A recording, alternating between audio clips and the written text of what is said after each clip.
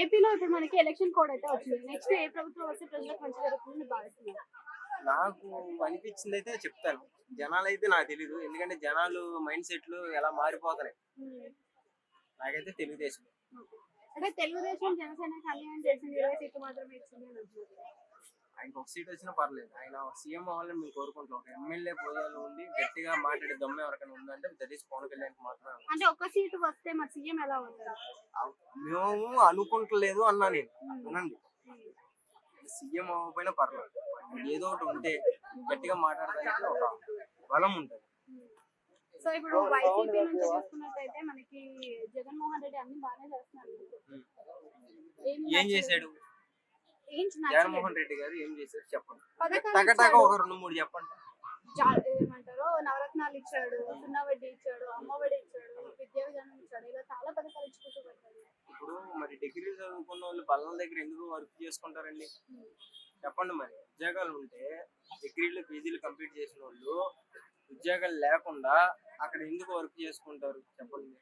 అంటే ఆయన ఇచ్చే పథకాలు అందరికీ అందుతున్నాయనే చెప్తున్నారు కదా చాలా మంది. మరి అందితే వాళ్ళు ఎందుకు ఉంటారండి? రోడ్ల మీద ఉండరు కదా. మరి అది కూడా మీరు గుర్తియాలి కదా. సోషల్ మీడియా కొత్త సంక్షేమ పథకాలను అయితే వెల్లడించారు. మరి ఆ సంక్షేమ పథకాలు చేస్తారని కూడా హామీలు ఇస్తున్నారు. చేయగలుగుతారు. ఇప్పుడు ఆయన ఓడిపోతాడని తెలిసే అక్కడ ఓటికి 10,000 అని అనౌన్స్మెంట్ చేశాడు. ఓకేనా? అంటే ఏంటి అంటే ఓటికి 10,000 ఇస్తాను అంటే 10,000 ఇచ్చి ఇంకా ఏ రకంగా ఇంకెంత తీసుకుందామని ఈ ఒక్క మాట వల్ల అర్థం అవ్వట్లేదు మీకు. న్యాయంగా ఉన్నాడు రూపాయి కూడా ఇప్పుడు ఓటికి 10,000 ఇస్తున్నాడు అంటే మరి ఎంతలాగా ఆలోచిస్తున్నాడు, ఇంకా ఎంత తీసుకోవాలని. అది కరెక్ట్ కాదు. అక్కడే దొరికిపోయినాయి. అంతా మార్పు చాలా జరిగింది చెప్తున్నాడు 100%. ఎందుకంటే ఆయన ఆలోచనలు, ఆయన మైండ్ సెట్ ఎవరికి రావు.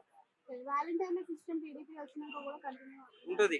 మరి వాలంటీర్ల సిస్టమ్ వల్ల అసలు లాభం ఉందా లేదా? ఉంది. ఎందుకంటే వాలంటీర్ల సిస్టమ్ పైన విమర్శలు దొరికించారు. జరిగినాయి అంటే వాళ్ళు ఫస్ట్ మంచిగా చేయలే, కొంచెం పర్లేదు. అంటే అది ఉండటం వల్ల కంటిన్యూ చేయడం వల్ల ఏంటంటే కాళ్ళు లేని వాళ్ళు కానీ ఆరోగ్యంతో మంచం మీద పడిన వాళ్ళ అందరి దగ్గర కూడా స్వయంగా వాళ్ళ ఇంటి దగ్గరికి వెళ్ళి మాట్లాడి చేయడం జరుగుతుంది. ప్రతిది కూడా అందజేయడం జరుగుతుంది. కాబట్టి అది అలాగే కంటిన్యూ చేస్తా అన్నారు చంద్రబాబు నాయుడు.